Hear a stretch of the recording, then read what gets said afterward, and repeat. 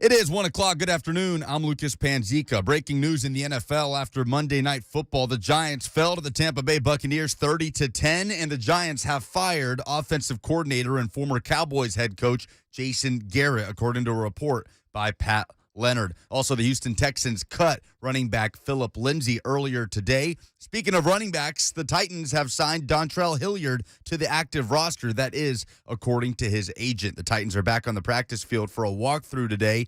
Off day was moved to Thursday due to Thanksgiving. Mike Vrabel will speak to the media at 1:15 here at Live, right here on Blaine and Mickey. The Preds returned home to Bridgestone Arena and beat the Anaheim Ducks 3-2 on Monday. Ryan Johansson with a goal and an assist. And playoff soccer tonight in Nissan Stadium. Nashville SC hosting Orlando City. Winner advances to the Eastern Conference semifinals to take on Philadelphia. Nashville has not lost at home all season.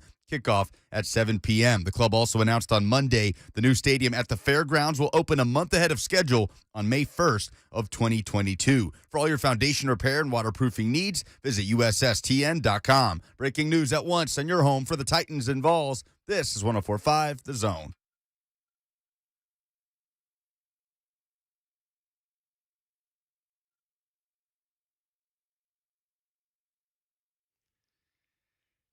What's going on, everybody? Blaine and Mickey. It is the Tuesday edition. The Hitman off this week. Alex Apple sitting in once again for Blaine Bishop. Double A and Mickey Ryan and Lucas Panzica going to get you through the next couple of hours. Lots to get to. Mike Vrabel is going to speak in just a few minutes. I think Lucas has kind of got his radar up. We'll see what Mike Vrabel has to say. Normally Tuesday is the day off, but apparently the guys said, hey, could we just have turkey on Thursday and have Thursday off and then Tuesday just be a regular day? So I guess that's what they're going to do. So they're going to have turkey just like the rest of us. Maybe it'll be healing turkey. I hope that it's the most magical turkey. If any of you know how to make a magic turkey that heals hamstrings and ankles, then send it right on down to St. Thomas Sports Park. Some of the Titans not any healthier than the turkey that you're going to be cooking in your oven, unfortunately. But I always thought it was interesting. I always like listening to Tuesday press conferences. I heard Gary Patterson say at TCU one time, he goes, maybe it's a day later for Mike Vrabel, maybe it's Wednesday. He goes, I start watching film on Sunday, watch a little ball on Monday, and then by Tuesday I'm convinced we have no chance to win. And then I got to figure it out from there, whether we have any chance to win. But, they do start to figure it out, and he knows more, about who he's going to have, hopefully, as the dust starts to settle, as he would say. Now, we won't get any injury word until tomorrow, usually like right at the end of you and Blaine's show. I'm always listening, and then you kind of get the injury report right after that, which you're rolling your eyes at. I'm sure you love. That drops like 258 every day. Somebody just stopped me in the Hattie B's line and was asking about, what the Titans have to do to win on Sunday, and I wish I had a magic answer for him.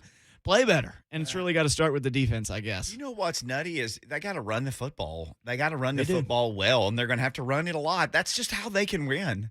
They're just have to run it a lot. Well, and I just was really struck yesterday after I was kind of dogging the line a little bit, and then somebody commented and said, hey, they rushed for 103 yards on 25 carries. That's 4 yards a carry. Okay.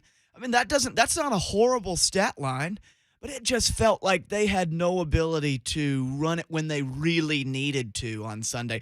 Maybe it was just a couple of 1 yard stops. Yeah. I don't know. I left that game live with the impression that they were really struggling to do what is the very foundational element of their offense.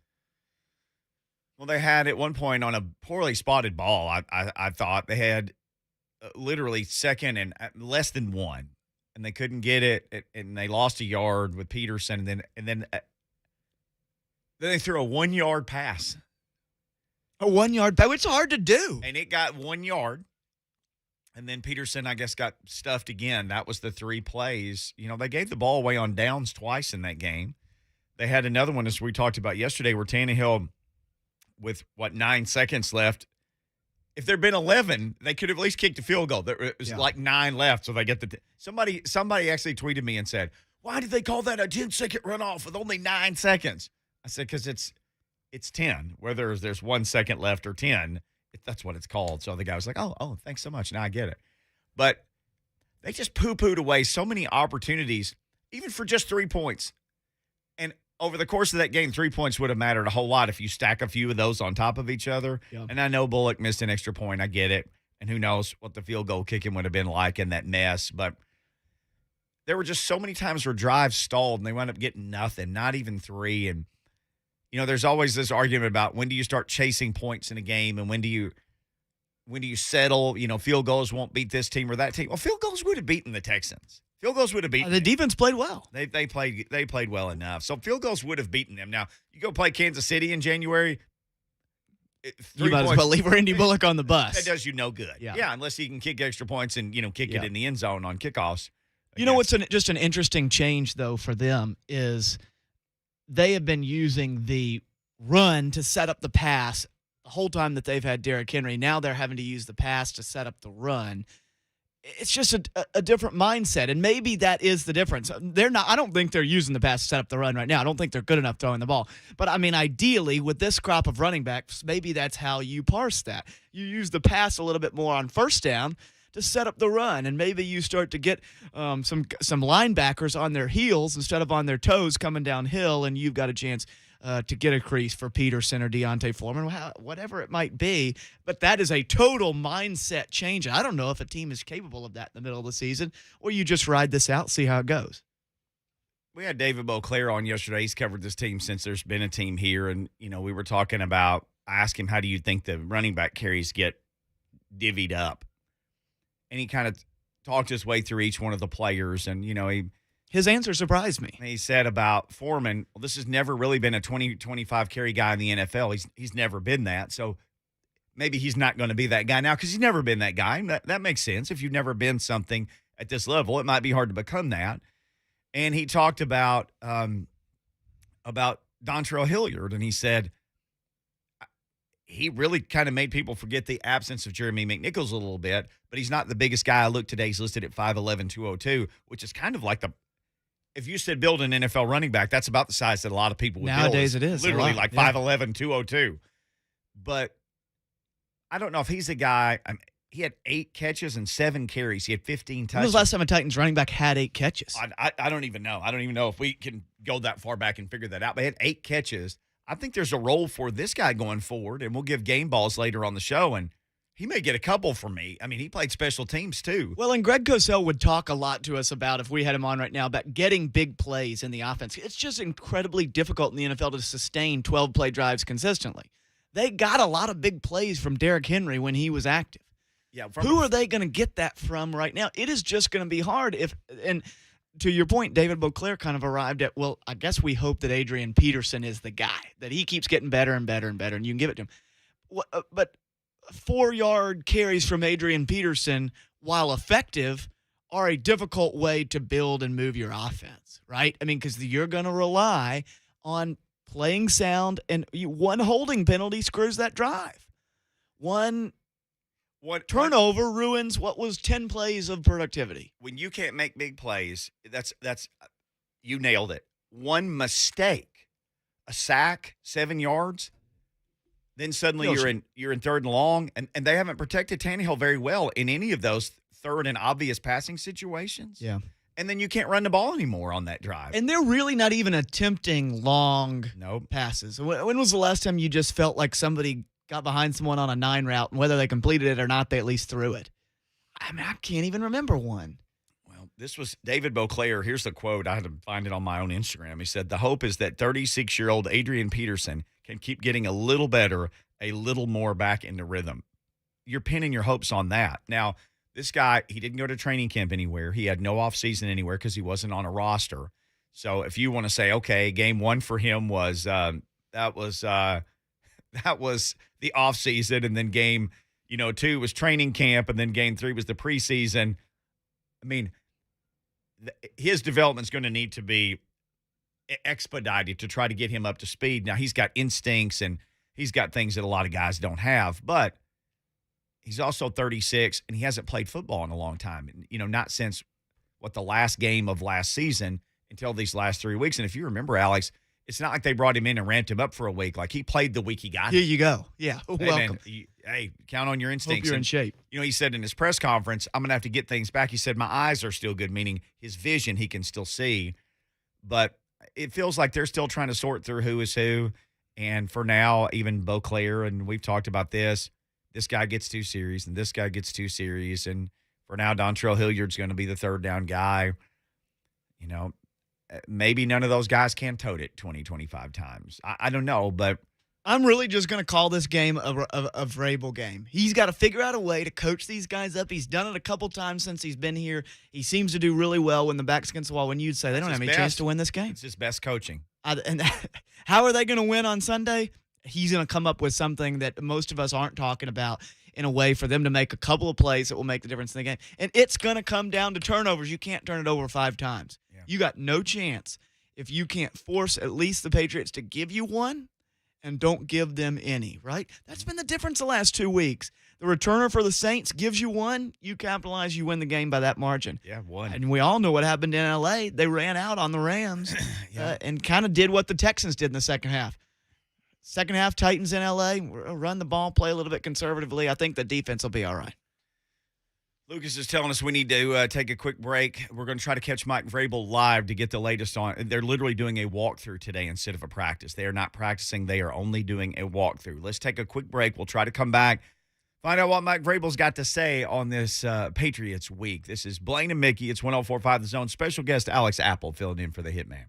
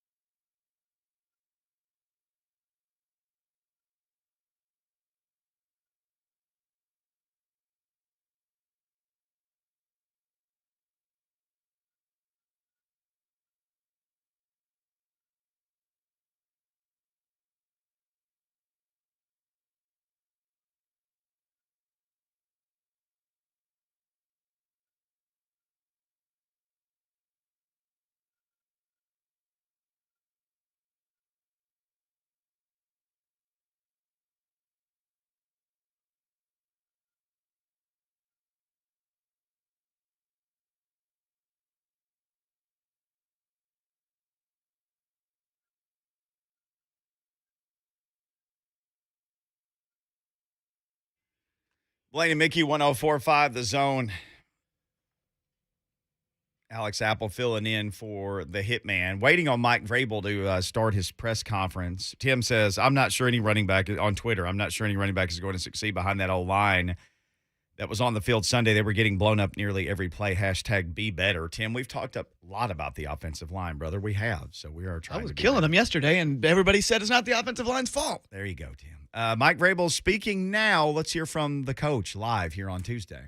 Tradition and history is not going to, win or lose the game for anybody. I think we all know where the banners are, the success that organization has had over, the last 20 years. But I think that what will, win or lose the game is playing sound, fundamental football, taking care of the football, penalties, playing with great technique.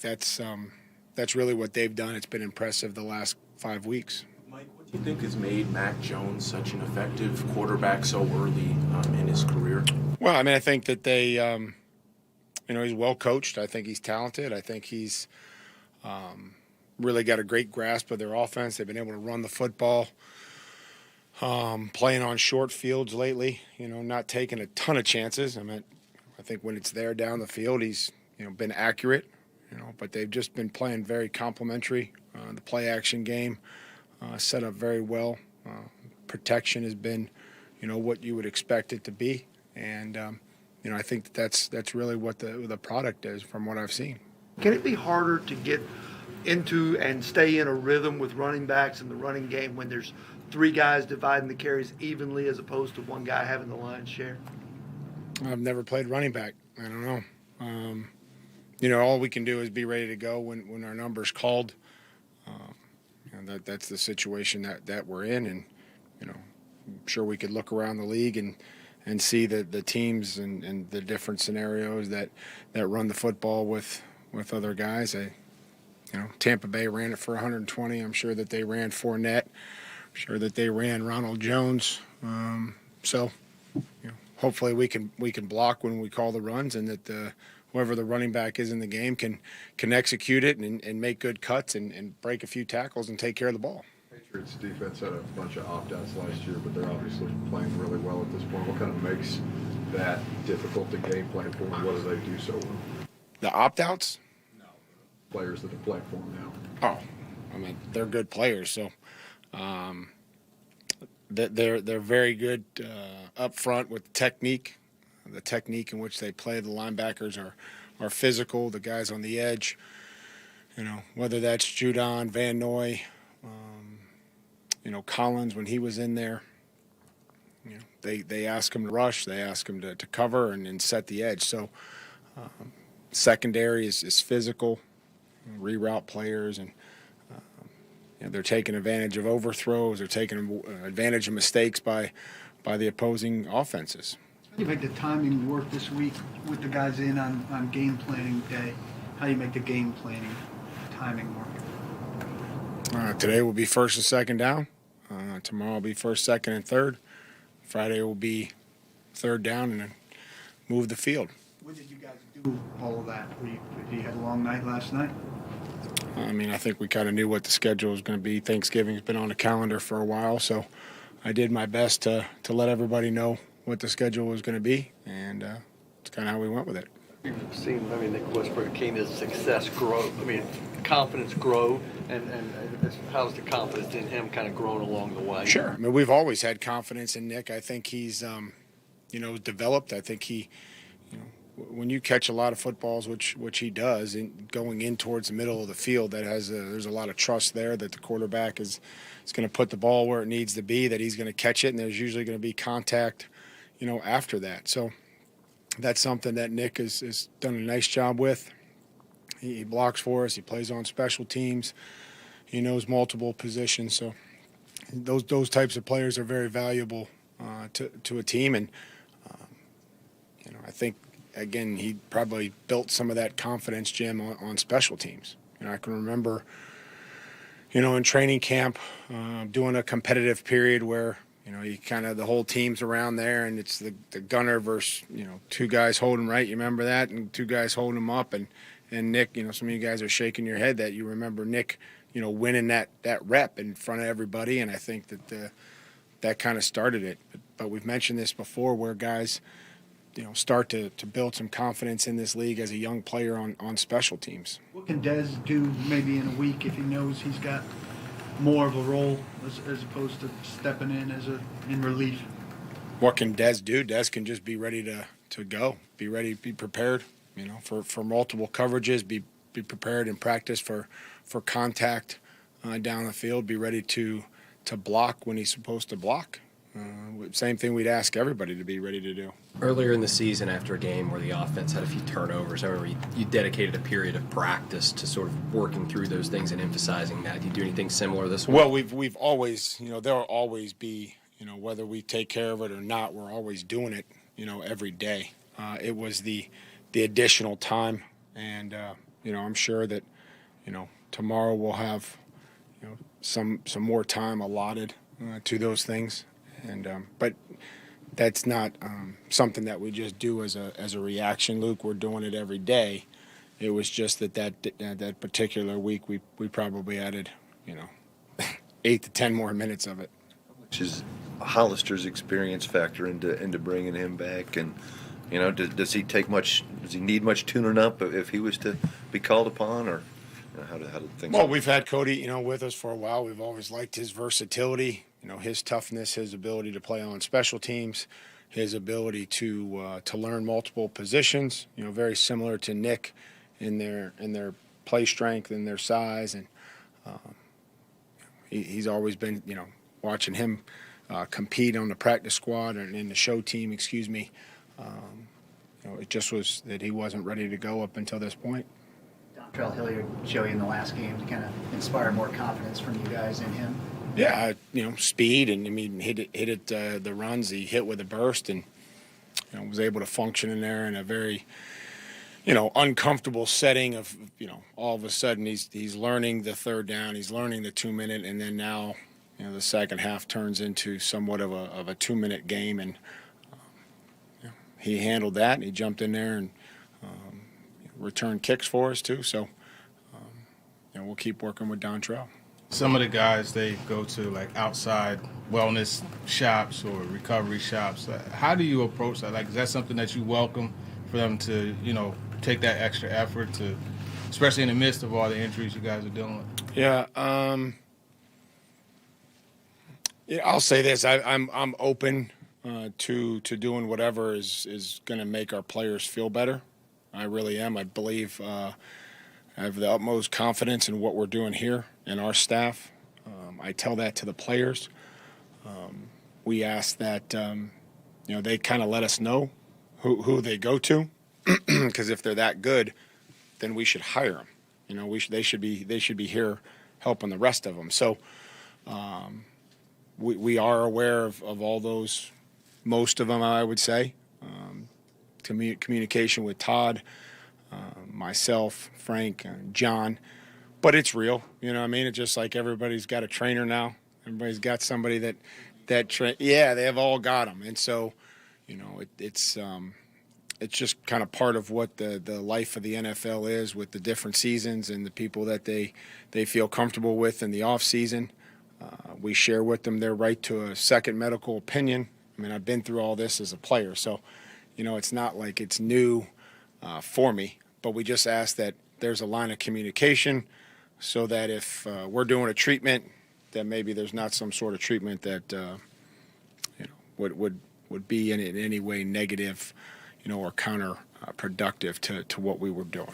So that's kind of how we handle that. That focus on recovery, is that something that has really evolved since your days of being in that same position where you need to, do things to be able to get on the field consistently?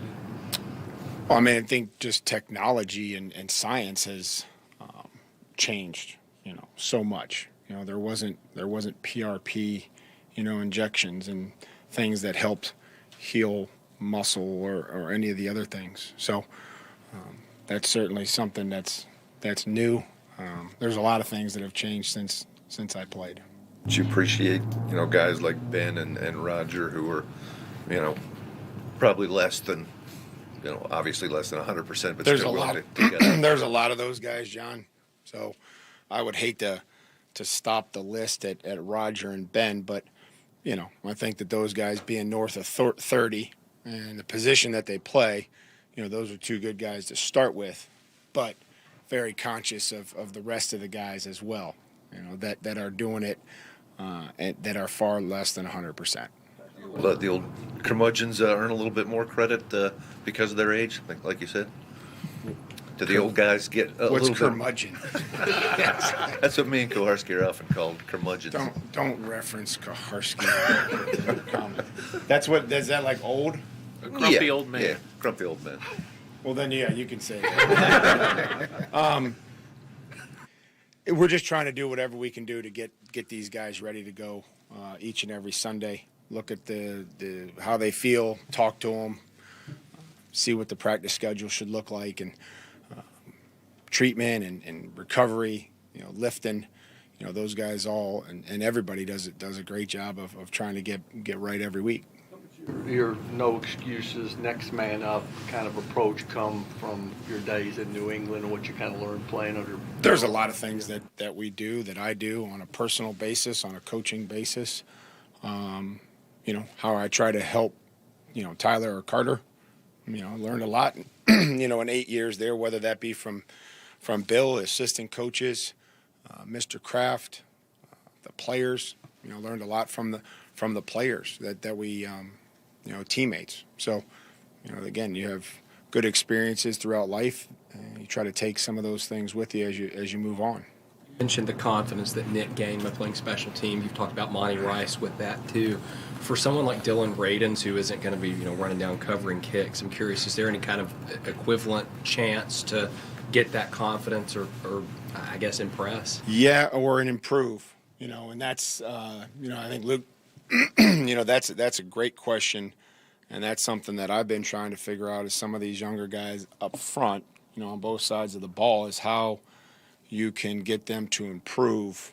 Real details only go so far with somebody up front. You got to put pads on, and you have to go out and practice and compete and do those things. And so, we've been trying to add, some periods, maybe on a Thursday, based on how guys feel, based on who's available, to get some of that speed work in with pads, just to sprinkle it in there to give some of those guys opportunities to improve during practice, especially, as we move here towards the back part of the season.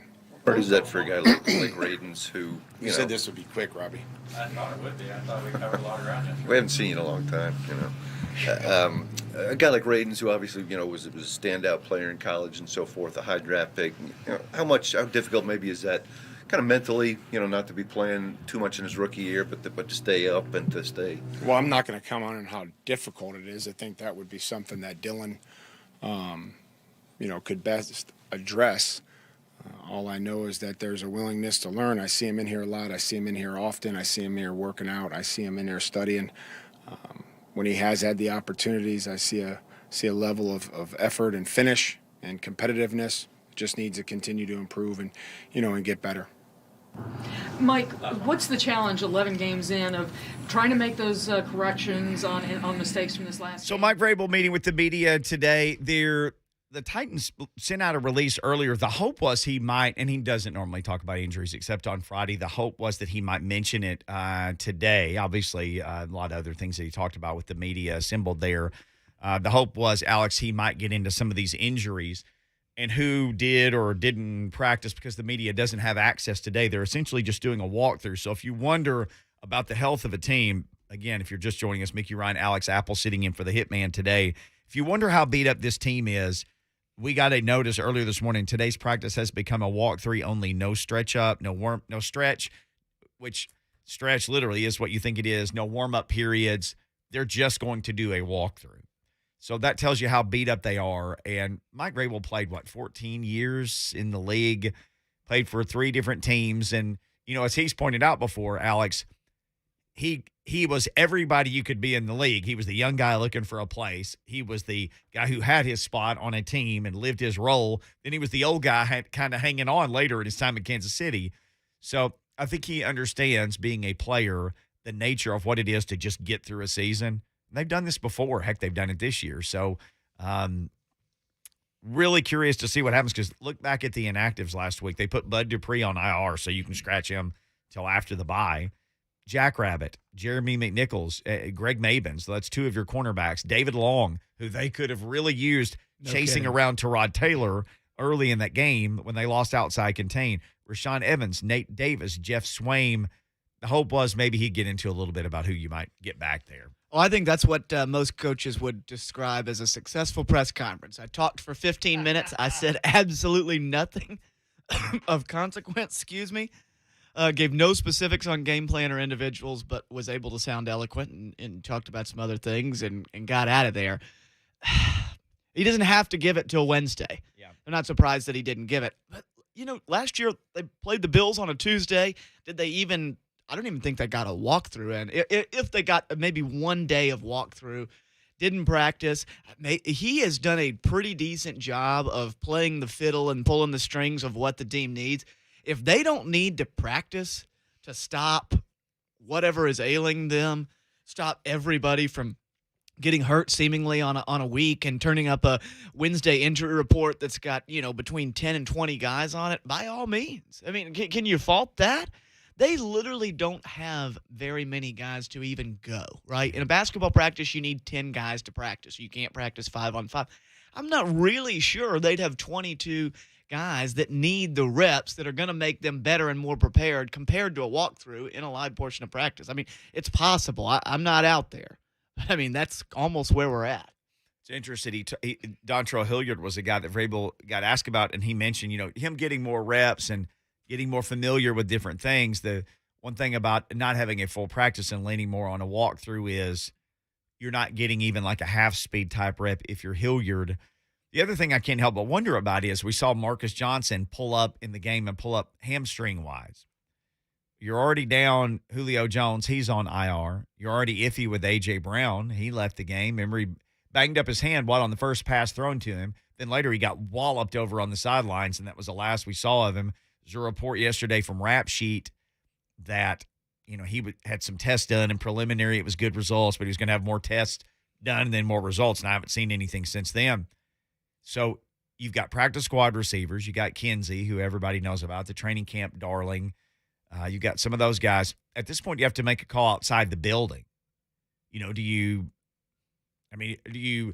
go check the free agent wire and who's been cut recently? Or do you find some dude do you call Golden Tate, who's literally local? I know that's been discussed a lot, but, is that a guy that you would call? Because he's might be just 30 minutes down the road. He went to high school in Hendersonville. So I saw a lot of people tweeting out video of him working out yesterday. So he's still out there training like somebody who wants a job. So, do you lean in that direction? I don't know, but they are going to have a walkthrough today. They're very beat up. They're going to have to find a way and go and beat the Patriots, who are forced to turnovers. 13 in the last 5 games, I think is the number. You got a rookie quarterback who seems to be really – more than anything, here's what I see with Mac Jones. I think he already had confidence. I think his NFL confidence is soaring right now, and a confident quarterback doesn't second-guess a bad play or a throw, doesn't second-guess what he's seeing. And that's the thing. When I watch them play, especially during this streak, he looks like a guy whose confidence is soaring. And on the other side of the ball, Tannehill seems like his confidence may have taken a hit. And I think Josh McDaniels is making it very easy for him. Fortunately for them, they're healthy, right? He's got a lot better weapons than they did last year with Cam Newton. Jacoby Myers is playing well.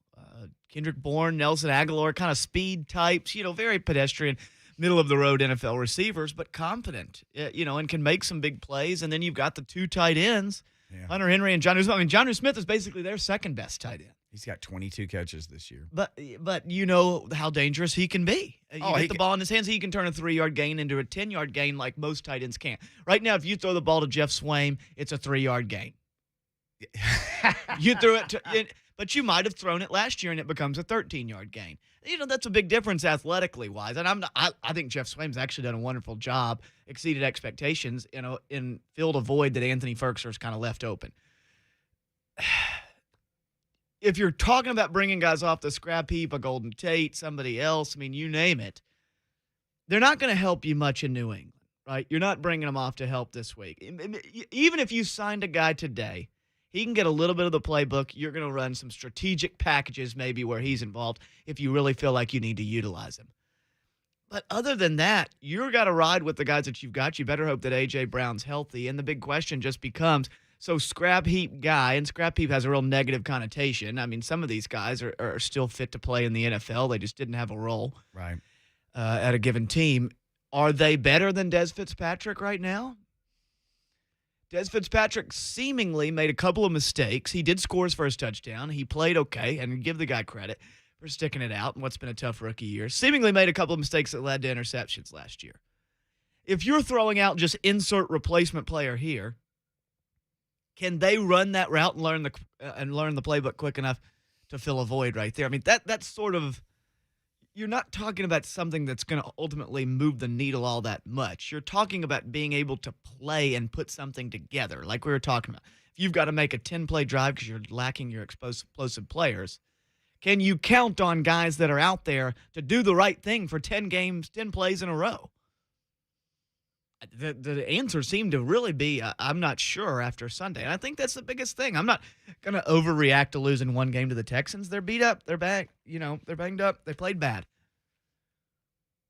But you've got to find a way to pull it together to give yourself a chance, right? Against New England, how many points are you going to need this game? Your defense plays well. You probably need to get 24 points to win. How are you going to get 24 points against the number one scoring defense in the league that's averaging 16 points? Yeah, you're giving up 16 a game, and they're number 7 or something in scoring offense. They're playing well. They're figuring a lot of things out And running the ball well. We had this long discussion. Well, let's get into this on the other side of the break. Just about the receivers and some things. Kevin Dyson, Blaine Bishop, and I do the pre and the post game, and there was some talk in the post game about maybe something Dice wasn't seeing with the receivers that maybe you could get from a more experienced guy. We'll get into that and more on the other side. You want to talk about any of this stuff, hit us up on the Mark Spain Real Estate Hotline. We've got time to take some calls. Also, we'll hit that. We need to do we always do game balls on Tuesday. It was a rough game. We still need to award our game balls. We'll do that as well on the other side. We'll give away our game balls. If you want to participate in that, 615-737-1045. It's Blaine and Mickey. Special guest Alex Apple on 1045 The Zone.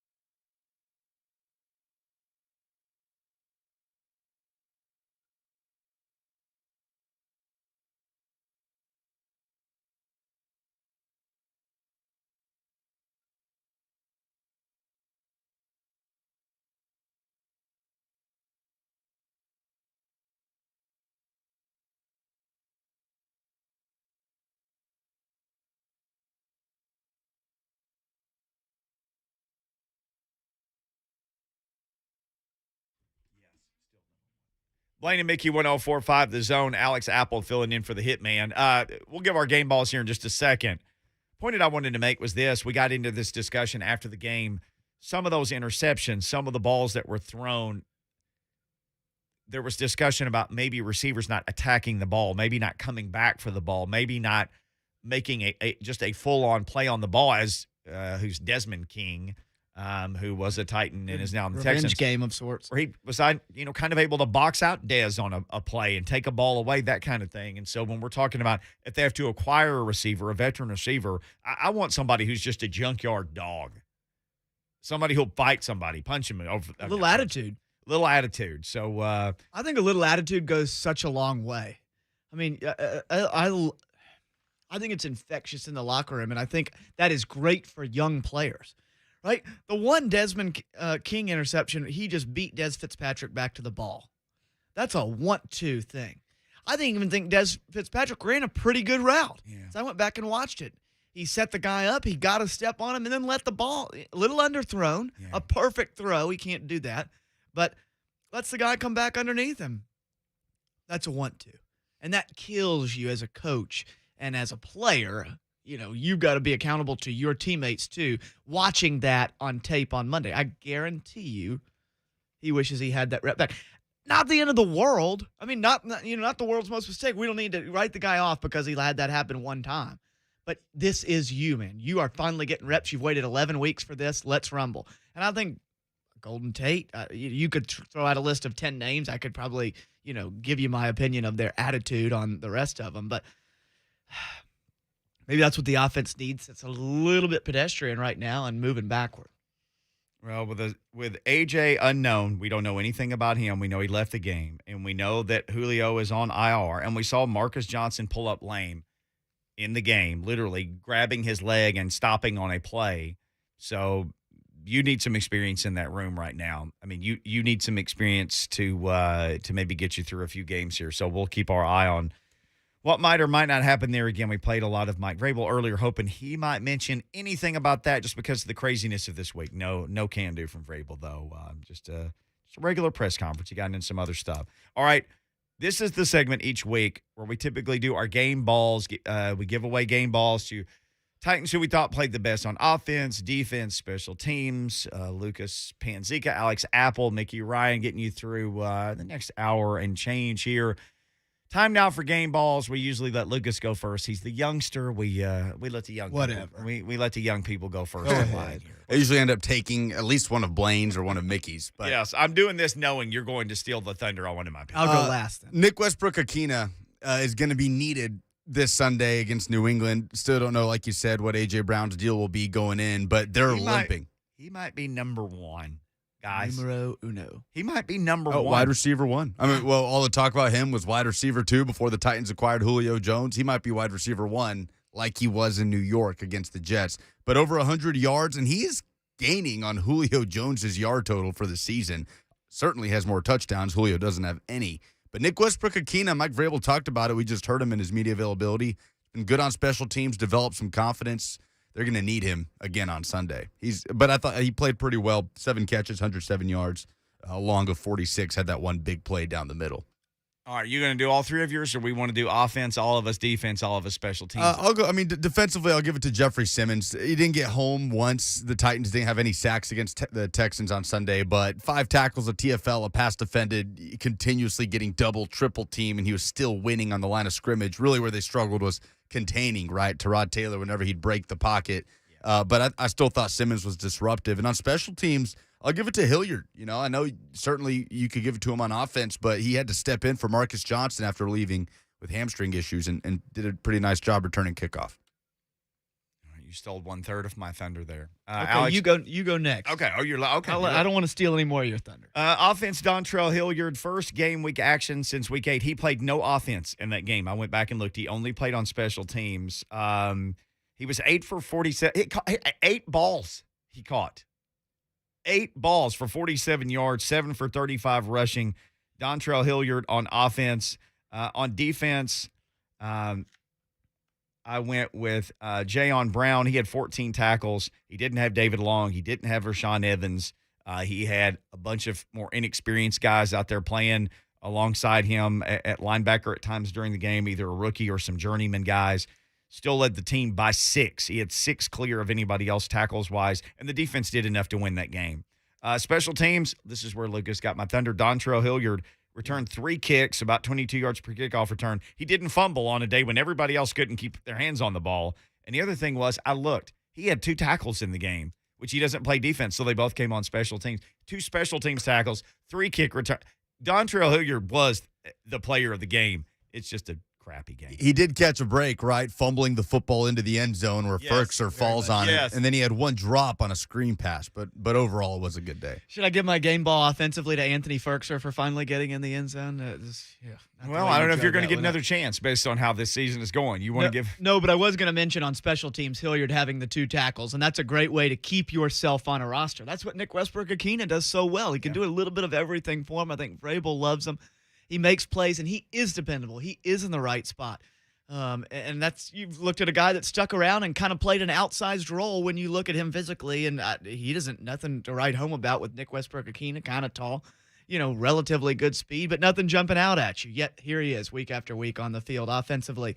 Nick Westbrook-Akina was mine because in a game where they lacked dependability, it's what we spent half the show so far talking about, he brought that. Yeah. They're going to need to continue. I mean, man, if he's if AJ is nicked up, if he's wide receiver 1, if AJ's nicked up, doesn't he have to be? Unless you're going to call it Chester Rogers. I mean, it just depends on how. But he plays the slot. I mean, it's kind of how you look at it. It would be Westbrook. It's NWI. That's why I think they've got to find somebody. Lucas, you got your track shoes warmed up. You're stretched out. You don't want me running routes. I'm not fast enough. You really look bad with me out there. Defensively, I'm going to cheat just a little bit. I'm going to go with Shane Bowen. I really like how he settled in to the defensive coordinator position. I think he has relaxed and become comfortable with this defense, coaching that, whatever that looks like for him.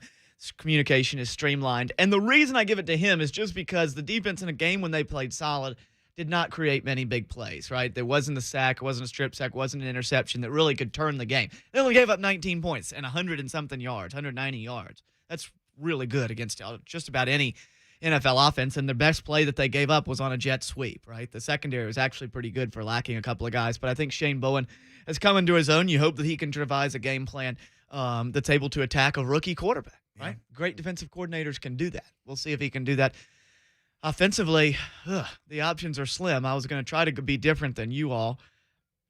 I think a guy that deserves some love because I think his play has beat even some guys that maybe are a little bit more healthy than him, and Saffold and Lawan now. I think that they're getting healthier, hopefully. But I'm not seeing a ton of holes being opened up there. I think Ben Jones continues to anchor the line. I'll give it to him and give the offensive line some love after killing them yesterday. And quite frankly, they are still, to me, even if you're happy with 25 carries for 103 yards, a unit that almost – you might have Nate Davis back this week. If you're at full strength, you need to be able to assert your will a little bit and run on the Patriots, because my guess is if A.J. Brown's out there, they're going to say, you're not throwing it to him. Oh, sure. So how are you going to pick up first downs? Well, at that point, you're not giving extra attention to anybody. Nick in Nashville. Hey, man, we're up against the break. Let's squeeze Nick in right quick. Hey, Nick, thanks for calling. Hey, guys, appreciate you taking my phone call. Yeah. Just real quick, y'all were talking about receivers. And just out of curiosity, do y'all think Golden Tate as a late season add-on would be a good move at this point with AJ? Not sure what's going on with AJ Brown with his chest injury, with Julio kind of in and out of the lineup. Would Golden be a route that this team might take? Yeah. And I'll hang up and let y'all take it from there. And Nick, that's a name that we actually just brought up just because he's local. Multiple people had tweeted out, it's funny, video of him working out in a Lions helmet yesterday. Well, I mean, he played for the Lions a long time, so he probably has his helmet. There was video of him working out, and Lions fans got all crazy because he was wearing their helmet. I don't know. I mean, we're talking about NWI is the number one receiver right now. If AJ is still nicked up, Julio's on IR, Marcus who would be 3? You'd have Nick Westbrook-Akina, Chester Rogers, who this weekend? Cody Hollister? Cam Batson's still on IR, right? Cam Batson is on all-season IR. Cody Hollister. Let's dip into this on the other side. What does the Titans wide receiver situation look like on Sunday if A.J. Brown can't go? And right now we don't know. We'll kick that around next. It's Blaine and Mickey with special guest host Alex Apple right here, 104.5 The Zone.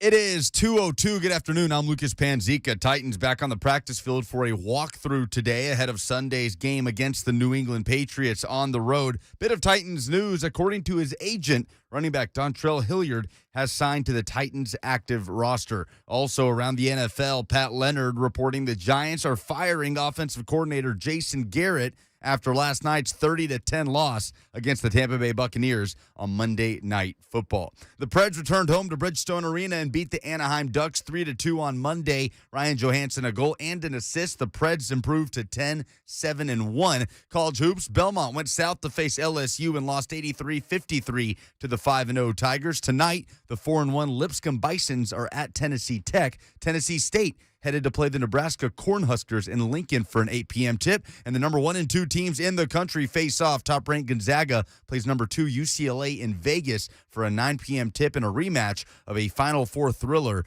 from this past March. Nashville SC begins its playoff run tonight in Nissan Stadium against Orlando City. Winner moves on to the Eastern Conference semifinals. Kickoff at 7 p.m. For all your foundation repair and waterproofing needs, visit USSTN.com. Breaking news at once on your home for the Titans and Vols. This is 104.5 The Zone.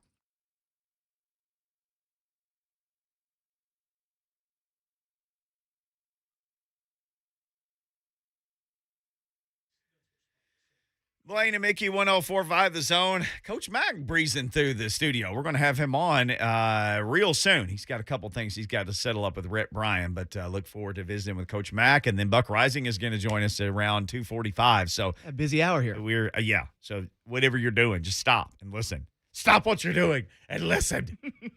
While we try to figure out who in the world's going to play receiver for the Titans. Mike Vrabel spoke earlier. He did not get into anything injury-wise. Surprise, surprise, Mickey. I know. We thought he'd buy it. We listened and we listened and we listened. And, of course, he got asked about Bill Belichick and the Patriots and why have they been good all these years. And he's going to get asked that every week, every day this week. And so is Belichick until the end of time, anytime those guys play each other. This notice came from the Titans earlier today, though. They would not practice. They would just do a walkthrough. And it literally mentioned no stretch, no warm-up periods. Well, and you go, okay, okay, Mickey, wow, okay, what does that mean? Well, all the video that you get every day, because we're on the air when they practice, but the John Glennons of the world and the Jim Wyatts of the world and all the A to Z guys and everybody who tweets out video, they're getting that during a stretch, which is literally just big people stretching, fast people stretching, and these warm-up periods, which warm-up periods are, think AJ going through those ropes. It's like, what, 20 minutes? Ish. The last time I was out there, I think it was Yeah. 20 minutes. Yeah. So they do individual periods, and they do stretch. And so if you're Jim Wyatt or David Beauclair out there, you can't take your phone and video them running plays, but you have videos of Ryan Tannehill getting a pitch and running out and throwing a pass and catching another ball and throwing another pass, or, the running back, the ladder. Right. The running back stiff arming the helmet on a stick, things like that. So they're bypassing all that stuff and just doing a walkthrough today. So that tells you this team is beat up. So then that gets us going down the line of, we saw Marcus Johnson pull up lame in the game and leave last week. We saw A.J. Brown pull up lame, leave the game last week. And a report yesterday from Ian Rappaport that he was being examined, that the preliminary battery of tests had come back favorably, but there would be more tests. So right now, if you're Mike Vrabel and you're Todd Downing and anybody over there trying to put together an offensive game plan for New England, it's Tuesday let's synchronize our watches, 2:06. Julio Jones is on IR. You have no idea what you're going to be able to get from AJ at this point, because at one point he hurt his hand, and then later it was a chest injury when he got bumped on the sidelines. So he's hurt in a couple of different places. And really, he's looked kind of banged up for periods. His whole career? He's looked banged up again this year. So you just don't know what kind of physical condition he's in. Marcus Johnson had been an admirable fill-in guy, but now you don't have him. So if you're the Titans, and we started speculating, okay, you got practice squad guys, but you've pretty much run through everybody that you can run through on your roster. So I'll pull this up. So if you look at the roster, because, again, we're just trying to think about who trots out there. You run a 3 wide receiver set. There you go. Who are those 3 guys? So you got Dez Fitzpatrick. Okay. He's healthy. Nick Westbrook-Akina. You have NWI, and you have Chester Rogers. So there's your 3. Because right now, Marcus Johnson also on the roster. but we have no idea what kind of shape his hamstring is. He did not look like a guy with a hamstring that was fully healthy or going to be for in a minute. I'm not a if Blaine were here, he could say, I can tell you exactly what's wrong because he's seen everything happen during games. The other guy's A.J. Brown. We don't know what kind of shape he's in. So then let's slide on down to the practice squad. So the practice squad receivers, Cody Hollister, Mason Kinsey, and I keep forgetting about this guy who just signed a couple of weeks ago, Chris Rowland. He's a Ravenwood guy and a TSU guy. So you have two small. There's a reason you're forgetting about him, though. All due respect to him, right? You got three guys. Basically, if Des Fitz, if you don't have the guys that we're not talking about, Westbrook-Akina, Rogers, Des Fitzpatrick goes out, you are running out who is essentially your seventh or eighth guy. And honestly, I bet they just start running 12 personnel. You'll just see Michael Pruitt and Jeff Swaim out there with, Jontrell Hilliard and two receivers. Yeah. If you had to go 5 wide or had to get 5 guys out in the route. So if Jeremy McNichols is healthy, well, here's the thing. If Darrington Evans was healthy, he could play wide receiver in a pinch. He could play wide receiver in a pinch. I feel strongly saying that, even if it was in the slot and you have to move Chester outside, but that he's not walking through that door, as it was once said by Rick Pitino. He's not walking through that door. So he's not walking through that door. Got to figure something out. So at this point, you start calling guys on the street. Well, the streets of Hendersonville have a guy on them, Golden Tate, who's been a really productive receiver in his career. Video surfaced yesterday of him practicing. Not that he probably doesn't practice a lot or every day, but do you call a guy like that who's local? Because it's not you got to fly him here from Seattle or Dallas or drive. We assume he's local. Do we know for sure he was in Hendersonville? I mean, you couldn't tell from the video, or I couldn't. No, but he can't be far. If he is here and here local, that's literally a phone call, a quick COVID test, and that's 30 minutes in. He's sitting in your driveway with a swab up his nose. Yeah. So that's 30 minutes. Time is of the essence because you got to leave Saturday. You're not going to practice on Thursday, I don't think, because they're flipping their days, Tuesday and Thursday. So if a guy could come and play 12, 15 snaps, return some punts, I don't know. We're spitballing here, but he's a name that would make sense. He's a name that would make sense because the sad thing, though, Mickey, not to interrupt, we're spitballing and so are the Titans. I mean, they are trying to piece it together. They're probably sitting in the, St. Thomas Sports Park having the exact same conversations, which speaks exactly to where this team is right now. The other thing is, and this is a lot of the talk about Anthony Ferguson, and I don't know what's going on with him. He just looks like a different guy. Is he slowed by something? I remember him going to that tight end summit that they have in Nashville, and everybody was like, "Gosh, Kittle puts on. He's getting invited to this thing with Kittle." And remember he kind of transformed. He was more muscly and all those kind of things. Whatever it is, whatever the changes were, it didn't seem to be favorable to him. Whatever he did to change his physique or change his game. He would have been an option, I think, in the slot because essentially he is a slot receiver playing tight end. He's running those kind of routes. He's making those kind of catches. You may just have to say, hey, dude, we got to move Chester outside, and you're playing in the slot. I have no empirical data to support this and haven't gone back and charted his routes. Well, but it seems like what you got. But it seems like all he's running is 5-yard, 8-yard button hooks and turn around. Yeah. Right? When was the last time you really even saw him catching it on the move? And I don't know, what does that speak to limited athleticism? Does that speak to that's just what they're asking him to do because they feel like that's all any of the receivers, the tight ends can do? But he's losing and ceding ground to Jeff Swaim. Yeah. Who's probably their best one right now, didn't play last week. And Michael Pruitt, who got cut before the season. Well, yeah. 49ers, I think. Yeah, he was on the 49ers. His contract had run out, and he took an offer to go out there and got cut loose, and they immediately snatched him back up. Well, what they do on offense is, we were talking about this very, very top, the very, very top of the show. And wouldn't you love to have Josh Reynolds? Ding dong of the week for getting yourself cut. You'd be the number one wide receiver right now. He would be the unquestioned number one if AJ can't play on Sunday. I missed that for ding dong of the week because that would have been a great one. He would be the unquestioned number one target, I would think. So they're going to have to cobble together a game plan. And, we were talking about this just off the top, like, okay, what do they need to do to win against New England? And my first instinct was to say they've got to run the ball. But if you're New England, I mean, we were talking about how the Titans can rush 4 when all is going well and cover with 7. You're not going to need to cover that bunch with 7. You got to grind it. You got to grind this game and find a way to steal it by a one-possession game that you win off of a turnover, a special teams play. I don't know if you fake a punt.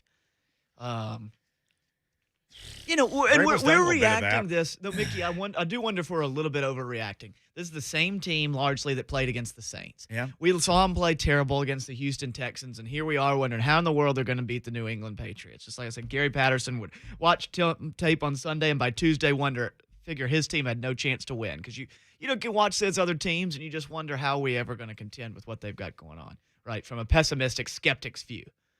But this is the same team that just beat the Saints. Find a way to make a couple of plays. Try not to turn the ball over 5 times or even twice. Well, that's certainly the 5's not going to. But this is the same. My point is, this is the same team. I don't think we should put it past them to find a way to win. But the injuries really caught up to them on Sunday. Yeah. If it catches up with them again, and that is who they are, then you better get creative. Well, I think the thing that just has people paused is, it's New England, and they, have always been great at finding a way, but they've won. They're the hottest team in the NFL right now, 5 straight. With the best coach. With arguably the best coach in NFL history. I'm sure there's some Packer fans who would want Vince Lombardi in there, and I get it, or, Joe Walsh, but you can easily argue the best of all time, and certainly the best of his era and the best of the last 40 years, Bill Belichick. They seem to be pretty healthy. They are. The Patriots are It's healthy. going to be cold up there. They've I'm going to be up there on Sunday. I'm bundled up. They've got a quarterback, young guys gaining confidence. There's just a lot of things that they're doing. Running backs. They got a couple of good running backs, and they got the same deal with the receivers always, where they're not big names, but everybody knows their role and they play their role, and they spend a crap ton of money, as you said you didn't use that technical term, crap ton, but they spent so much money on 2 tight ends, not 1 but 2. Yeah. The top 2 tight ends in free agency last year. Hunter Henry, that big tight end target, and then Jonnu Smith, who you could argue is one of the top 2, 3 most athletic tight ends in the league. Play running back if he had to. Heck, we saw him do that some here. If he was here now, he'd probably be the running back. Probably be doing some of that. All right, 2:15. Coach Mack is set to join us next. We'll talk to we'll get to Mack Attack, as Blaine likes to say. Coach Mack coming up next. It's Blaine and Mickey 104.5 The Zone. Special guest host Alex Apple.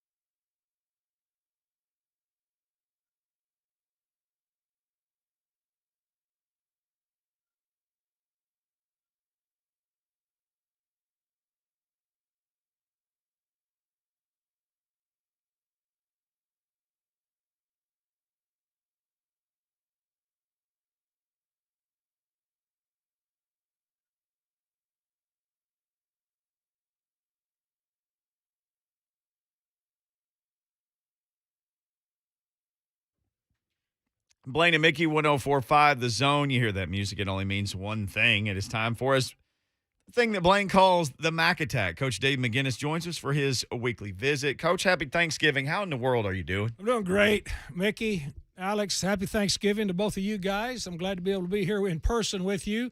Yeah. We've got a lot of things. Special treat. We've got a lot of things condensed that Amy Wells and myself and Rhett Bryan are going to have to do and put together in there in his studio. And I said, I'll just come in here and do this live with the boys and step right into Rhett's studio. So it's all good. As long as you coached in the NFL, off the cuff, do you know how many times you coached in a Thanksgiving Day game? Probably 5 or 6. Your Did you thoughts like on those? that? Yeah, did you like it? Loved it. Yeah? Absolutely, absolutely loved it because I mean it's unique and of course it's a national game and it's tradition. You know, I grew up just like you guys did watching the NFL on Thanksgiving, and you watch Detroit and Dallas. Regardless of who they're playing. I mean that's just the way it's set up and the way it is. But I thoroughly enjoyed it. I really did, and you really enjoy it when you win. Sure. You know, because what you do is your family does everything around that game. So. Of course, you're playing either at Dallas or you're playing at Detroit, and so depending on that, well, then you just push Thanksgiving dinner back a little bit, and then you roll. But did I like it? I loved it. Yeah, it's such a fantastic tradition. I love it too. All right, maybe not a good tradition coaching in a game with 5 turnovers. What's it like being on the sidelines in a game like that where you continue to see your team sort of shoot itself in the foot? And they hung around all day, but they made those mistakes. What's it like trying to coach your way through a game like that? Well, I mean, just the thing that has to happen in a game like that is you just got to move on to the next series. And what happens is when you're in a game like that, the turning point in that game was when the punt bounced off the ankle back there, and all of a sudden now it's a three. They score a touchdown, and it's a 3-score spread then. Once it's a 3-score spread with 19-0, and they had already the Texans had already taken a lot of time off the clock, with an extensive drive. Now all of a sudden, then you're pretty much out of being able to run the football because now you're working against not only a 3-score spread, you're working against time, and so it readjusts your thinking a little bit. And plus, it's just what you can't do is you can't get to a point as to where you just throw your hands up. I mean, you've got to continue to work with it, and they still kept it within reach, but couldn't. It never felt to me like they were ever completely in sync. Of course, I'm not sure you're going to win many ball games. Mike Keith, I asked him after before we went on after the game, if he had ever experienced. I'd never have. I mean, what I've been in over nearly 600 games, I'd never experienced winning with 5 turnovers and getting none. I mean, the spread was 5-0. He said the Titans did one time against the Browns. I wasn't working here then when they had 7. He said they had 7 and they still were able to pull it off. But normally, guys, that's not a recipe for success. Well, it's kind of amazing. We talked about it yesterday. Mickey, you said, and this was when they only had 4 turnovers, but they get the ball back down 6, and you just think they're going to win this game. Well, you had to make a play. They were still in it. You had to make a play, and they only had, they didn't have very many explosives. The one down the railroad track to Westbrook Akina was the only explosive play, and the only explosive play, really the Texans had. The Texans were playing within themselves too. They knew what they had to do to win the game, and the only explosive play they had was a touch pass, right? For 17 yards. I mean, it wasn't a jet sweep; it's a touch pass. It went down as a pass, and so it wasn't an explosive game. It was a turnover game. It was a turnover game, and plus, let's give David Culley and Tyrod Taylor, credit. When he hurt the Titans with his legs, people were covered, but you didn't cover the edges, and this guy can still run. Sure can. Coach Dave McGinnis, brought to you by Farm Bureau Health Plans. Need great health care coverage and affordable price? Let Farm Bureau Health Plans coach you through it. They've got you covered. After a game like that, there's always been the phrase, do you just burn the film or bury the film or whatever you use? What do you do after a game like that with the film and showing it to guys and trying to teach them after a debacle like that? Well, you do. You still look at the film, and you still – there's teachable moments in it, but you don't – I mean, look, we've got 17 weeks now that you've got to play. You've got 17 weeks, and you've got to be able to get it back to center, not only physically, and you've got to be able to get it back to center emotionally too. And you've got to be able to get back to center and just go to work. You can't get too high or too low, in this season as far as emotionally, because you look across the league at what goes on, teams that have good records are losing some games to teams that don't have good records. You don't ever want to be on that. It's not acceptable, but you still have got to get back to center. You got to get back to center. And I promise you, if you're on the losing side of this game, which the Titans were. You want to go sit and pout and sulk? Well, then you're setting yourself up for not – you still got a lot of games to play, and you got a lot of games to play that are going to be meaningful. I mean, nobody has secured a spot in the tournament yet. Nobody. Everybody keeps talking about the number 1 slot. Well, how about the number 7 slot, 1 through 7? Nobody has secured a spot yet. You play week by week in this league, and especially now with 18 weeks and 17 real games that count, this is a series of 17 one-week seasons. We lost that season last week. You got to move to the next season. Coach, I got a defensive line question for you, Yeah. and this was just me watching it live. I've not gone back to calculate this. Are they playing Danico Autry more on the outside, or at least lining up over whether he's outside the tackle or in the tackle guard Alex, spot? they have to because they don't have Bud. Yes. Is he better? It seems to me like that you do give up a little bit. That Simmons-Autry push up the middle was so dynamic. Well, yes, Have you noticed a big change in that once he's had to move outside? Well, yeah. I mean, Danico Autry is an issue. He's an issue wherever he lines up. That was the great Alex versatility when they signed him. He is able to do that. Now, do you give something up? You always give something up when you are having to daisy chain and replace people. You're always giving something up. This team has taken it to the extreme with 83 or 80. I mean, I've lost count of how many players that they've gone through. So yes, you always give something up, but you still have to be able to stay functional. I mean, you really do, because probably the next person that you would put in there on the edge would not be as effective. And then all of a sudden what you're doing now is, see, you're still pretty decent until Tier Tart got hurt, until he went out. So I mean, that's something that you have to balance when you're having an inordinate amount of injuries like they are. And so we were kind of joking about it, tongue-in-cheek said, Mickey said we're spitballing about what they're going to do at receiver. But, I mean, I imagine that's not that far off from the conversations being had at St. Thomas Sports Park this week of how are we going to fit these guys into this roster, right? Because in that situation you just gave, you look at we can play Autry inside, but we don't have Tart, so maybe that brings Roberson on the field or whomever. Would we rather have Tart on the field or Roberson? And you're going to move everybody else to coordinate with that. I mean, take us inside those conversations on a weekly basis the Titans are being forced to have right now. And is there a give and take between Robinson and Vrabel, or where are those decisions emanating? Well, sure. I mean, they're both collaborating on this, and they're collaborating more than they've ever had to, more than anything I've ever been involved with. I've been involved with some injury-riddled teams. I've been involved with it, when the team didn't start out as good as what this team was. Mm-hmm. And then when you get injured, then you really have to start being able to piece some things together. But absolutely, I mean, you have to fit pieces to make it work. That's what you have to do. And you ask me who they're going to use. They're going to use whoever they can, and they're going to use who's ever available. I mean, they were down to 3 wide receivers, in this last game, in a game where you were going to have to uncharacteristically spin it 52 times. Right. And so look, guys, there's never anything good about losing your top players. But in the National Football League, the chance that you're going to lose a top player is 100%.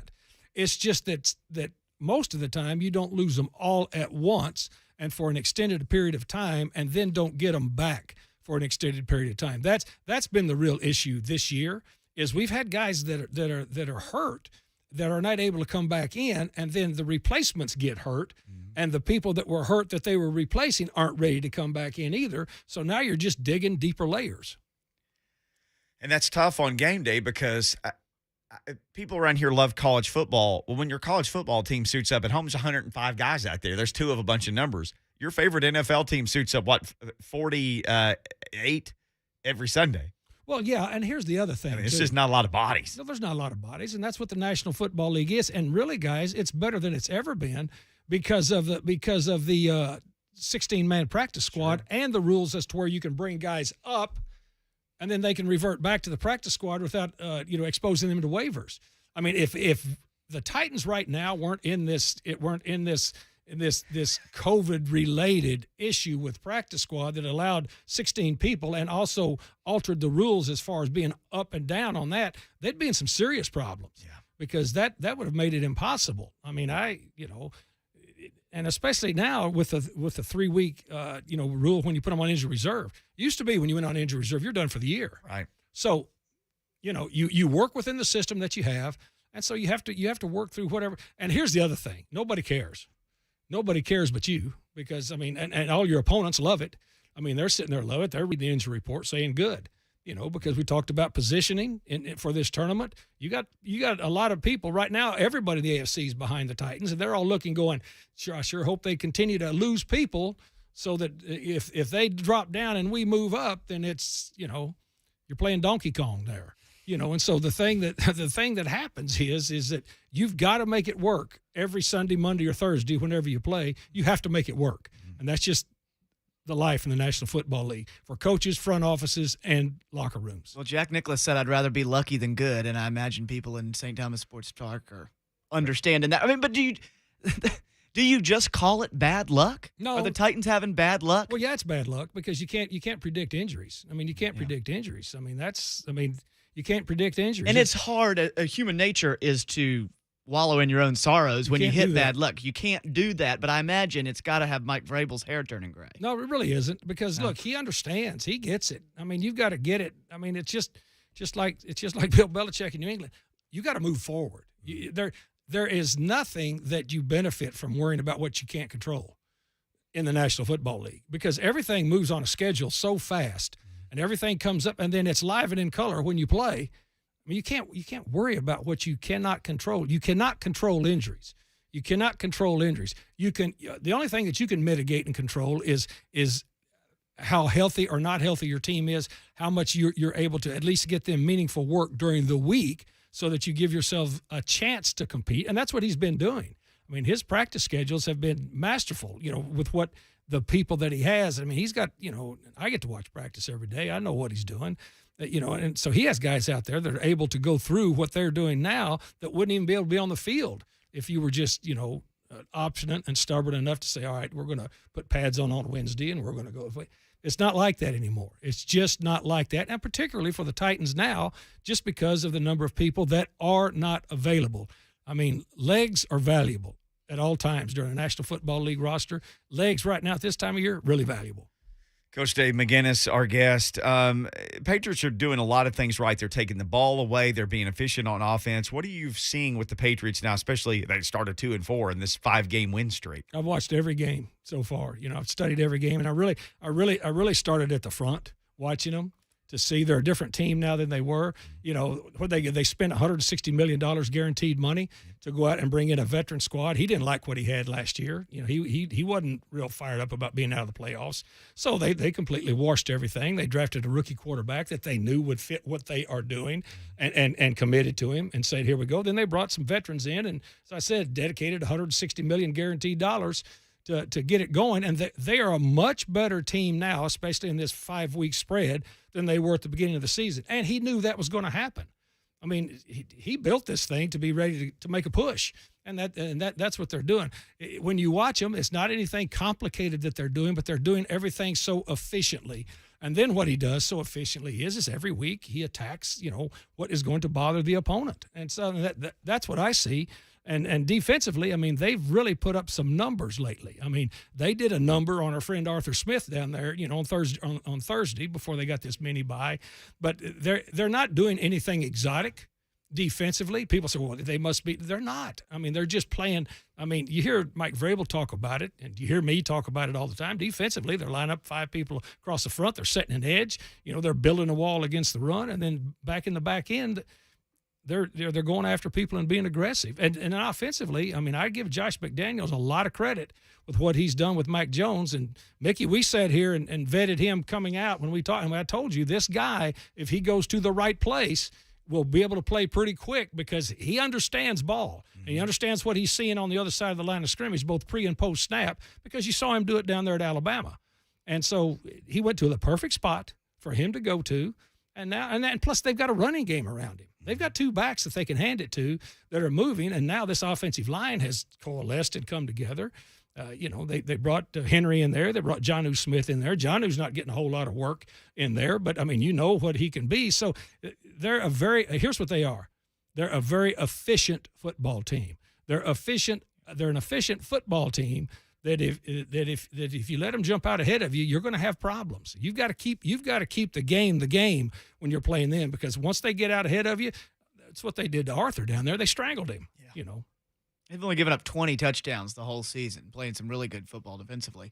I'm curious, do you think, is it a fit thing, or if the NFL draft from last year were held again, would Mac Jones have gone a little higher up? I mean, you look at the struggles of some of the other rookie quarterbacks this year, and I'm curious if you think that's a fit thing or a trend we're seeing where people are adapting better to a new body. Well, first of all, Alex, and you know this, I mean, you follow this league.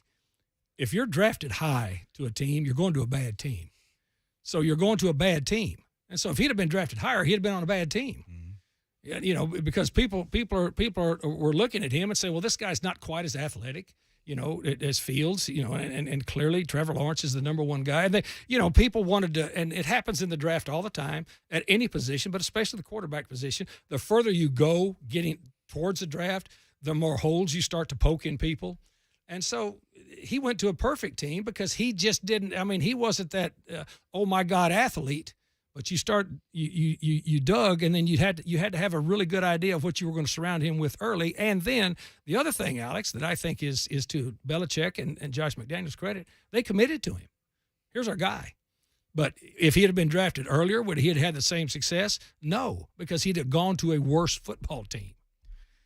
On the way out, Coach, we would be remiss if we didn't mention this. It was awesome seeing Floyd Reese and Jeff Fisher's name go where they rightfully belong in the Ring of Honor. Well, it's just another Amy Adams-Strunk and Barkley and Kenneth, and they hit the right notes all the time on things like that. And I thought even, you know, as rainy as the day, that ceremony was very, very solid. Very well deserved. Both of those guys, you talk about Eddie George and Steve McNair as players being the pillars of this. Well, you know, it takes normally four pillars to hold a roof up, and so Floyd Reese and Jeff Fisher were on the other side of that. And so very well done by Amy Adams-Strunk and the organization. And then of course Sally Reese being there, I thought her son, I mean their son did a great job, and then Jeff Fisher just.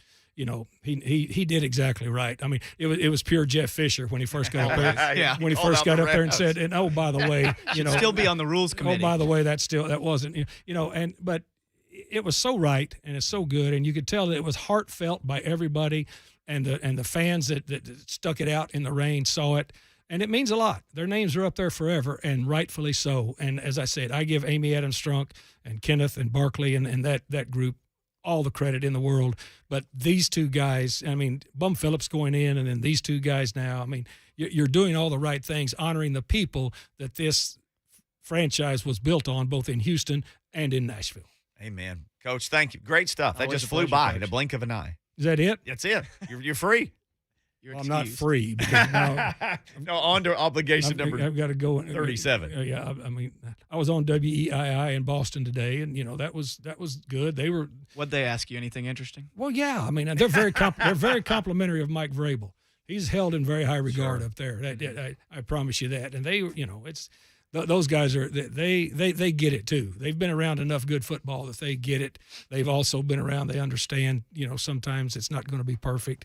So I enjoyed that, but always enjoy being on with you. Happy Thanksgiving. Happy Thanksgiving, Coach. To both of you Same to guys. you. All Yes, right. sir. And let's hope the frogs Go Horned Frogs. get back up going. They will. Frogs. Yeah, Yeah. TCU guys in the studio right now. We don't get that often. I'm going to send more money. we See you guys. We got to send it to a break as we say goodbye to Coach Matt. Got Buck Reising going to slip in next. We'll continue this Titans talk.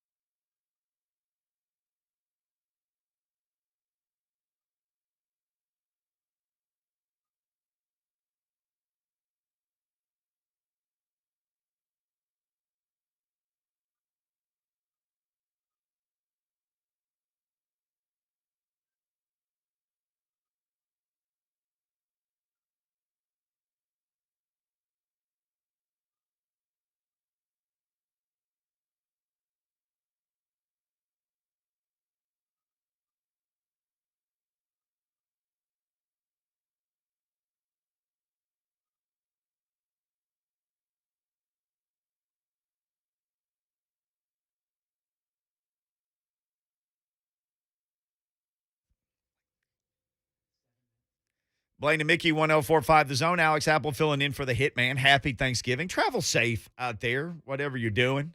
Maybe you're like us. You walk downstairs, there's just a giant pie sitting on the welcome desk. And Buck Reising and I had a conference earlier next to the pie, and I told him just eat some of it. Buck, as we bring in Buck Reising, I'm going to lie. My motives were ulterior. I just wanted you to open it because I was going to probably eat more of it than you were, but you refused.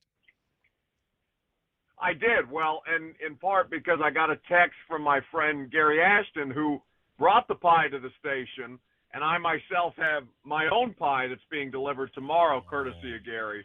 So for my purposes, I'm getting pie whether I want it or not. Dang it. Well, if I'd known that, I would have just gone and opened up the pie myself. Buck Reising, our guest, brought to you by our friends at Two Rivers Ford, home of the non-commissioned salespeople. So, Buck, I know I listened to a big chunk of the show today. You're super excited about this Jonathan Taylor for MVP campaign. I think he's on pace for, like 1,600 yards or something, right? That sure sounds like MVP numbers for a running back.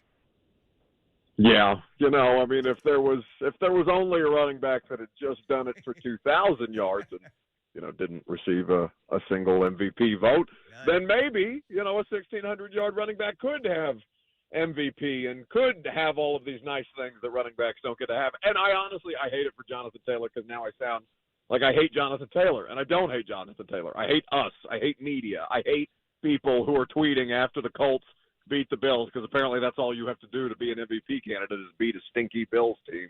That's what happened with Derek and the noise that started around them after Monday Night Football. I'd love Jonathan Taylor's game, and also he's not an MVP. Everybody shut the hell up on Twitter.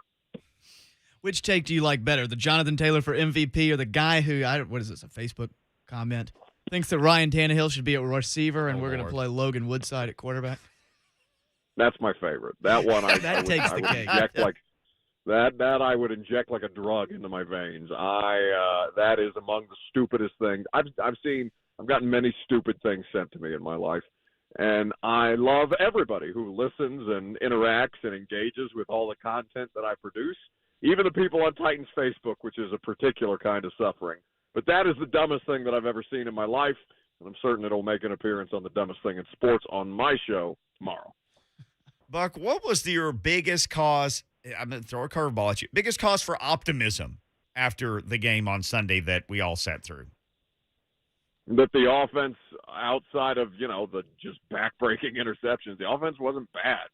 Like, the offense played as well as they have really in the last month, and the defense played an incredible game, honestly. I mean, six straight possessions without a first down is what that defense did to the Houston Texans at the end of the game, and the conditions, I'm certain helped. But normally when you're playing in bad weather, that favors the offense because they know where they want to go with the ball. So they had every opportunity to win that game. They choked in a variety of different ways. And if you're looking for optimism, the defense, while it didn't show up as far as pressure numbers are concerned, and it probably won't again against the Patriots because they're playing a similar style of, just get the ball out of the quarterback's hands as fast as humanly possible, and let's paper cut teams to death, where, as Mike Vrabel said yesterday, your longest completion was a jet sweep against the Houston Texans. There's plenty to look at and say, they could have easily won that game, but they just kept stepping on themselves every time they got an opportunity to do so. How do you see Dontrell Hilliard being used moving forward? It's up to the active roster. You got a chance to talk to Deontay Foreman today. Any tea leaves to read on how that might shake out? No, because they keep giving the damn ball to Adrian Peterson, or the corpse of Adrian Peterson. I don't know why they keep doing that. I wish I had a better answer for that because I wish they would stop that. But, I have no idea what that's going to look like against the Patriots. And that's kind of the what I knew they were going to do beforehand is it's probably going to look different every week depending on the opponent because they game plan for matchups as everybody does in the NFL right now. But, the Adrian Peterson experience I could do without, and as long as there's more Foreman or Hilliard, I don't really care which of them I see more of. I just want to see less of Adrian Peterson, all due respect. If A.J. Brown is still shaken up, and Marcus Johnson grabbed his hamstring like he'd been shot on Sunday, is NWI your number one this weekend, Buck? Hell yeah, brother. Just like the Jets game. Let's ride. Yeah. it gets real interesting after that. I mean, at this point, do they have to go sign somebody off the street or something? Or do you like your practice squad options? Do you drive to Hendersonville and pick up Golden Tate? What do you do at this point? I don't do that last one. I want nothing to do with Golden Tate, and anybody that wants him, just please stop. This is just stop. That I don't understand why it has to be Golden Tate every time they need a player. It doesn't matter what player they need.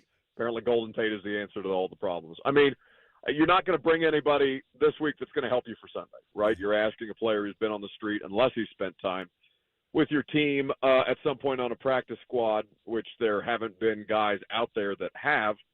He's not going to, whomever it is not going to be able to help you fresh off of free agency or out of free agency when the other players on the practice squad at least have some institutional knowledge of what this offense is and what the checks and the calls are and what they're supposed to do on any given route. Now, the options there aren't ideal. It's Cody Hollister, who has played some snaps for this team. Yeah. It's Mason Kinsey, the little white hope, I guess, the newest Nick Williams, the newest Adam Humphries. I don't know why Titans fans obsessed with the tiny, small white slot receiver, but there he is for you in all of his glory, there to field punts or not field punts, whatever you thought of his first active game day experience. And then a player whose name escapes me at the moment, but Chris they did Rowland. say it again? Chris Rowland. Him. He's a wide receiver. He's on the practice squad. Maybe him. All right. On the way out, how you feeling about the game on Sunday overall? Because Mike Vrabel seems to do his best coaching when his back is against the wall. His back is firmly against the wall this week. How am I feeling? I'm feeling that if I have to go to if I have to go to Foxborough on Thanksgiving weekend in an hour away from any kind of civilization and watch them get their asses kicked by Bill Belichick because they're playing with you and me a wide receiver, I'm going to be pissed. That's how I'm feeling. Well, get ready to be pissed because Setting if expectations. you're going there, it is an hour from any other civilization. I don't know if people realize that, and who plays wide receiver is going to be fascinating, especially if AJ is unable to go. It's the North Korea of the NFL. Foxborough is just the worst. It's the worst to go to. I'm glad we got you fired up. Hey, enjoy your pie, Buck, and we'll talk to you next week. Happy Thanksgiving, my friend. You guys, too. See you, Buck. Got him all riled up. What Buck is he Reising. talking about? Has Jackson, first off, I'll tell you what. Here's one good thing to say about the Patriots. Now, I do have a Patriots fan in my household, so I'm playing nice. The Patriots village around that stadium is exactly what Nashville should build around the Titans stadium. Anybody that's up there this weekend, look at it. That's exactly what the Titans – I think that's kind of what they're trying to emulate around the Titans stadium on the east across bank. the river here, though. It's an hour from everything. It is in a weird position. All right, Luke, it's time to play the Eagles. Time for us to get out of here. 3HL coming up next. We should know some injury stuff. Probably in like 5 minutes, they'll release an injury report. Of course. So then you'll get that, and we'll talk about that tomorrow as we wrap up our week. One more day of this frivolity before Thanksgiving. We'll be back tomorrow, same bat time, same bat channel. As Blaine always says, happy Tuesday, and peace!